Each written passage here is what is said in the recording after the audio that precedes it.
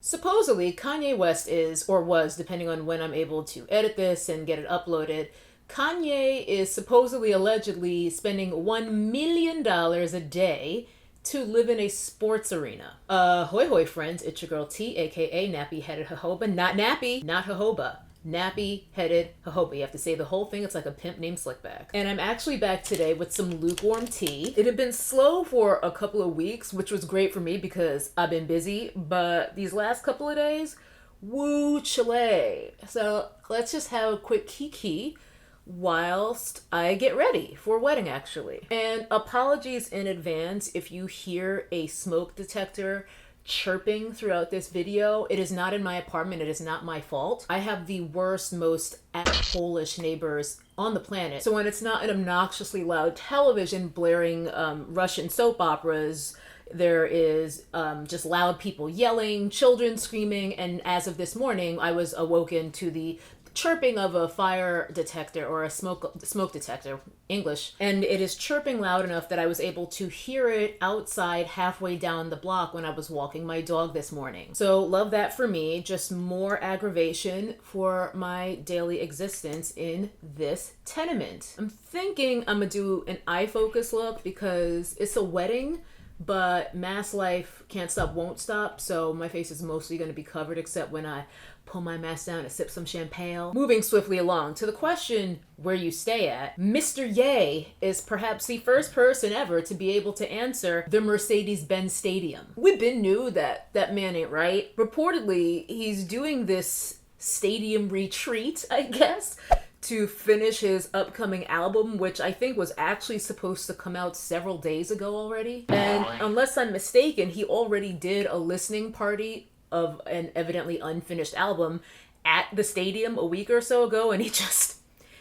ain't left yet. I divested from that man several years ago, so I don't really be knowing what he's up to at any given point unless I hear it through the grapevine. In fact, I do my best to see to it that I don't know what he's up to. But this story about him paying $1 million a day, supposedly, to stay in a room that is very much giving me dorm room or jail tease, I was at least momentarily fascinated by the sheer excess. Rich people bored as hell. At this point, I don't think Kanye will ever get the help that he so clearly desperately needs because he's surrounded by yes men. But I'm also incapable of feeling badly for billionaires, so shrug. Speaking of rappers whom I pay dust, let's talk about DaBaby. First of all of his songs sound identical, so I don't even understand what his appeal is in the first place. But if you had not heard already, turns out DaBaby is a homophobic piece of shit. I know, I am also very surprised. Incidentally, he's colorist too, but he is the type where you could have looked at him and assumed this from the jump. Sometimes when we talk about homophobic behavior, it's kind of a misnomer because it's not fear of homosexuality, it's hatred. Although that fear often manifests as hatred. We kind of need a better word to describe hatred and violence directed at LGBT folks that doesn't center phobia, aka fear. I digress. In this case, and in a lot of cases, the fear is rooted in things that guys like DaBaby are suppressing about themselves, at least if you ask me, and you certainly did not. What's the matter, DaBaby? Are you scared of your own thoughts? 9 times out of 9, homophobic people are the people most obsessed with gayness. Ain't y'all too busy choosing to be straight to have time for that? Long story short, we have many, really a lot of reasons to discard this man. The latest being some comments he made at a performance in Miami, either this week or last week. It's this week at the time I'm filming this. I don't know when y'all gonna see this video. Now, what I'm not gonna do is repeat his comments, but suffice to say that he essentially revived the rhetoric of HIV/AIDS being a gay disease. Apparently this man is stuck in 1987. Best of luck to all the groupies DaBaby has raw dogged in the last fortnight alone, by the way. But DaBaby's remarks were very evocative of the type of shit that I see from men who, if you ask me, and again you didn't, are clearly enticed by other men and are often just straight up closeted, and then they oversteer when they're, again, choosing to be straight. As a person who is heterosexually attracted to men, I promise you sexuality is not a choice. I would not choose this. DaBaby's comments were actually kind of reminding me of the party classic, Let Me Clear My Throat, specifically that misogynistic breakdown toward the end where he starts whining about women with real hair and real nails and then starts talking about all the fellas trying to get showman, by the way. Are we seeing a pattern here? DaBaby's remarks were far worse nonetheless. I will link an article or something below so you can see them for yourself if you haven't already. Deep as he is in his delusion and ignorance, he's actually convinced himself that he was actually being supportive of his gay fans because his gay fans are not like that. They're not junkies and don't got AIDS. He also found time to squeeze in a pinch of misogyny as well during this unprovoked rant. Efficient. But he's one of many men we see who are very worried, very preoccupied with what gay men are doing. I would like to know, why are you so pressed? Why are you so interested in who they fucking and how and where? How do you even find the time to be this concerned? Is it perhaps that you're making the time? We do make time for our interests and passions after all. Anyway, after the backlash, DaBaby, rather than apologizing because he ain't sorry, he basically decided he wanted to die on this hill. DaBaby made it clear that he was not sorry. He did not issue any sort of statement of remorse. On the contrary, he issued a laughably bad non-apology just to make sure that there was no confusion over his first statements, and he regrets and recants nothing. Which I have to say, even though I obviously don't support DaBaby or anything that he said, I think that, at least he's standing up in it, and DaBaby is in interesting company with noteworthy Hyman Inspector T.I. coming to his defense, but adding in a not that there's anything wrong with that in his references to gay people in his statement. Charming. So it looks like Mr. DaBaby will remain pressed about people sucking dick in the parking lot, which again, no one was talking about. He brought it up. DaBaby, is it okay if I call you Duh? Duh, if you want to suck a dick or two to see how it feels, you should let yourself explore. Free yourself from the self-loathing that patriarchy has forced upon you, good sir. As if all of this wasn't enough, this man, this rapper, recently said out loud that he doesn't know who Questlove is. This was in response to Quest condemning his ignorant ass remarks. I just heard about this before cutting on the camera today. Just so much wow. This is what happens when you think having zero credibility in your field is a flex. For Duh to not know who Questlove is fucking embarrassing. Hate that for you, DaBaby. I don't know if this is some bizarre lie that he cooked up because he was feeling defensive and he thinks wrongly that it makes him look better to say he doesn't even know who Questlove is because he's literally performed with Questlove and the Roots on The Tonight Show. But the dummy needs to have his phone taken away for real. Moving swiftly along, y'all really lose your minds when you don't get to tell a black woman what to do. Frankly, y'all never even deserved Simone in the first place. And I'm talking about Simone, not Simone or Simone. Although in this house we stand the entire trifecta. To all the people foaming at the mouth because she withdrew from the Olympics, Simone Biles does not belong to you. Never did. In situations like this, it really is wild how many ways we can see how slavery and patriarchy continue to lead so many people to believe that they legit own other human beings, snitching on themselves in broad daylight with their reactions to this news. Simone is on a team. That is why teams exist, so that other people can step up and have your back when you're not up to task. In fact, USA Gymnastics is known for having a deep-ass bench because that's how you build a team. The fuckwit saying that she's callow for dropping out can never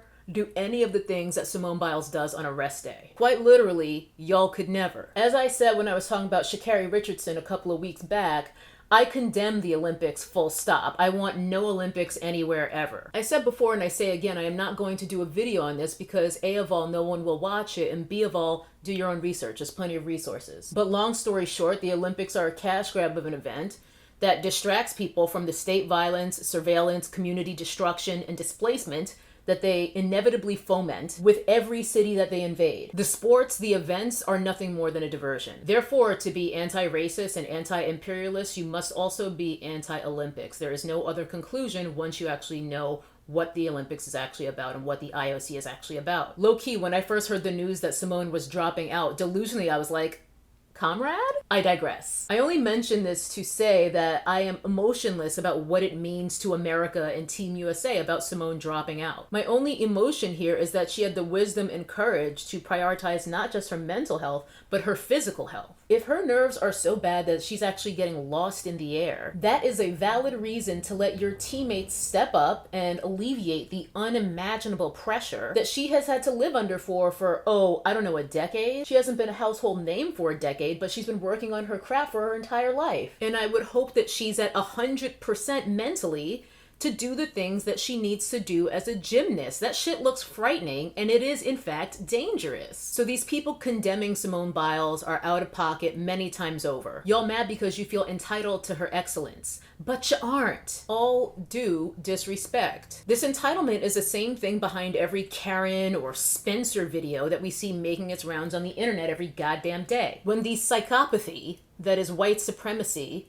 intersects with misogyny, yay intersectionality! We wind up with all these people out here demanding that an athlete risk her well-being for their entertainment. Blood from a stone. Simone Biles has done more than enough, so let's stop calling your self-righteousness patriotism. As more and more Black people begin to give no fucks about appeasing racist people and racist institutions, more Black people are advocating for themselves, and y'all can stay mad. Again, all due disrespect. Last thing I'm gonna talk about today is this trend in the natural hair community where the new thing is no butters, no oils. I say again, no butters, no oils. Y'all, I already ranted about this in a live stream I did with the Nat Fam earlier this week, but listen, I have always championed figuring out what works best for your hair, and I have always discouraged following someone else's routine verbatim simply because you like their hair. So back when I still did hair videos, I would chat with people in the comments and sometimes hear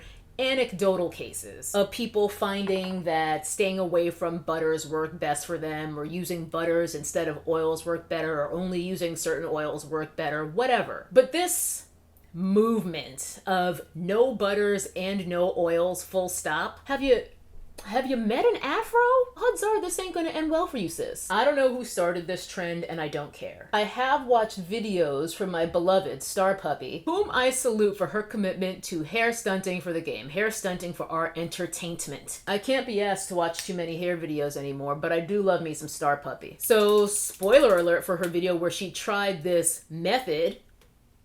Surprise, she ain't like it. I'll link her video in the D-box. I will also link Toya Boo. Actually, it's just Latoya Ebony now, but I've been rocking with her since the days of Toya Boo, and my brain just will not rewire to say her correct channel name. But she's out here doing the Lord's work and giving this method an honest, the old college try on her 4C hair for, I think she's going for a month. I think she's in week 2 or 3 of this experiment right now, and yeah, she's experiencing some challenges as well. Now, I know it doesn't seem like it based on my ire right now, but I don't care what people do to their hair. If you swear by removing your fairy knots with a blowtorch, I say via con Dios. But this trend of no butters, no oils is just reminding me of so much past fuckery. It's very much giving me flashbacks to the days of the water-only method, which Chile. And just so much other unnecessary nonsense that I've seen happen over the years here on YouTube in the hair game. The maximum hydration method, where y'all were really out here doing a 37-step process like 2, 3, 4 times a week. Incidentally, the rationale behind this no butters, no oils trend sounds exactly like the vilifying of silicones and mineral oils some 10 years ago when the curly girl method was the tea. You know, the rhetoric is very much, don't use these things because they'll coat your hair and seal out moisture type of thing. Girl, bye. I just had my wash day a few days ago. My dookie twists are still in under this bonnet. And guess what? I moisturized and sealed my hair like I always do. And in fact, the way our ancestors did. There's a reason that we've been greasing our hair for literal centuries. There's something to that. Again, everything ain't for everybody. You gotta experiment. But most of us, yeah, you're gonna want some oil or some butter. Maybe not both. Maybe you gotta find the right ones that jive with your hair. But this is very much giving me throwing out the baby with the bathwater. Like maybe 1 or 2 people have bad experiences because they were ODing on how much they were using with the oils and the butters, and that cause buildup, who knows? Because in my opinion, it is generally advisable for nearly everyone with Afro textured hair to use natural oils or butters on it. So yeah, I'm gonna keep on using oils and butters, and if I know I'm gonna be using heat, I'm gonna use some silicones too. My hair is fully coated in my twisting butter from my wash day, and it feels great. Smells great. I haven't even had to re-moisturize it all week. I will link the butter that I use for my twist. It's the Kemet one, and it will now be firmly in rotation for my routine because my hair feels bomba. All right, let's get a lip on here. With Mask Life, it kind of has been the revival of the liquid matte lipstick again because I need something that's not going to smear all over my face inside my mask. It's so funny. I feel like no one cares about liquid matte lipsticks anymore, but those were all anyone talked about in like 2011 YouTube. And all the liquid matte lippies are having the last laugh. They're like, oh, y'all thought y'all wasn't gonna see me? I'm the Osiris of this shit. Y'all just ignore me. Clearly I'm having a mental break. All right, y'all, that is pretty much it. So I'm gonna do my final touches while y'all watch these awkward slow-mos.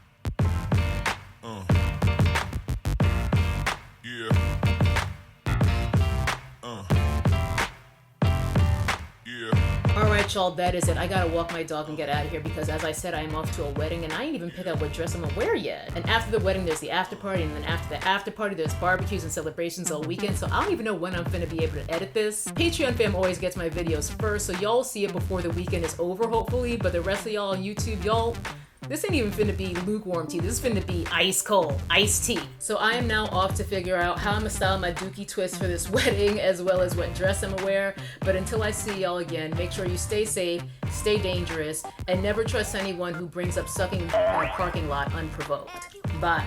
That's a nappy-headed hose there, I'm gonna tell you that now.